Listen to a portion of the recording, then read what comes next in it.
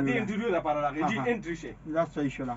السلام علیکم جی وعلیکم السلام ورحمت الله وبرکاته څنګه ورور اخی خیر دی جی هغه سلیکشن دلته کېږي کم فنکارانو ته چې کار میلاویږي که نه او بالکل خو ته ولې فنکار یې څه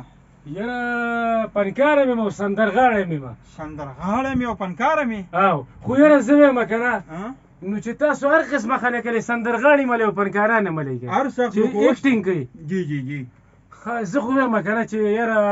ایکټینګ طرف نه به لاړ شم که نه دې سندرې ته به راشم وایم دې سندره کې روپۍ ډېرې دي دا ورته چا ویلي چې سندره کې روپۍ ډېرې دي وایم زه چې اواز شروع کړم که نه هارون باچا او ریم شاه لاهور ته تښتي دا څه ویې لکه هلکه دا خو مې انعامجي او تا ته پته ده زه د کوم ځای ما صبر وکړه که نه انعامجي نو خبره په لاس باندې راله ښه لکه سړی د خدای پاک په ګوتو ډېر اسانتیا سره راوست او نن سبا که ګورې نو شهنشاه باچا داسې ډېر سندرغاړي دي بایکاټ یې وکړو او د ده د لاسه خو څه لاهور ته تښتي رئیس باچا او یو او بل نو د ده اواز به د کمال وي ټیم را سره نشته دی صبر وکړه که نه وروره ما او دا لږه سلا کړو ټایم د سره په رښتیا نشته دی ځکه چې راتلو نو مې سپلو ته وکتل نو هغه هم ډېرې بېکاره وي او په لاس یې ګړۍ هم نشته نو دې رښتیا وي د سره ټایم بالکل نشته دی نو خپل کار وي چې دا شروع کړې چې څنګه به څه چل به ورسره کوې زه د رزړو یم رزړو ښه ته د رزړو نه او د رزړو څلور څیزونه مشهور دي دا ته پته ده دا څه څه دي یو زرشاد استاد یو غټې وریجې یو د رزړو مټۍ وای وای وای او یو زه او زبردست زبردست هلکه انعامجي سړی خو ګوره د کمال دی خوښه دې نه ده چې دا انټرویو ته شروع کړم دا سندره دې واورم نه سندره خو به ته اورو که نه خو زه دغه ته ګورم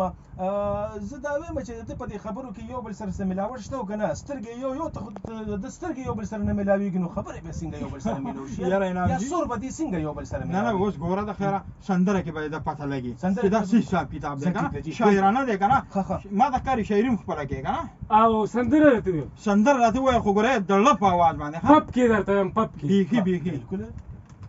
ترنم کې ویم ترنم کې نه سم ایکټینګ ورسره وکړه ښه جي زه لیونی د نن سبا نرخونو کړمه یاره کمه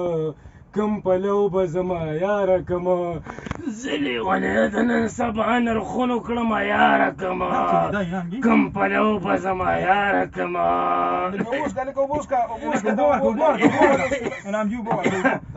مهرباني جي مهرباني دا څنګه اواز دی ما یاره اصل کې چې زه په دې لار راتلم وږی وم که نه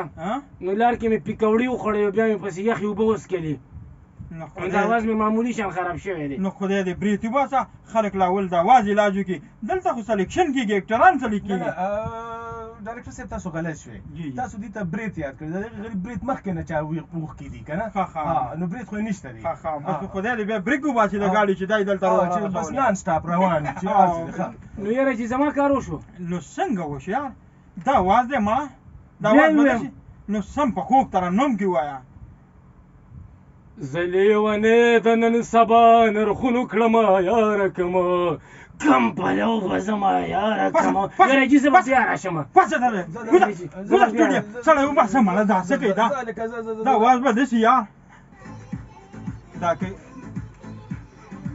دا اکټران انعامجي که داسې وي نو بیا ورسره راتلی بالکل جناب دا ګوره هر سړی وي چې زه اکټر یم او زه په ریډیو کې پروګرام هم کولی شم او دا هر څه چې دي دا زه کولی شم دا څوک چې ګورو حالانکې دا محنت غواړي دا داسې اسانتیا سره نه کېږي که تاسو کومې ویډیو دی هغې کې کوم هارډرز راځي راځو ستاسو به د ژوند حوالې ته او ستاسو د فن حوالې سره به خبرې اترې کوم مشتاق عالم صاحب لومبۍ پوښتنه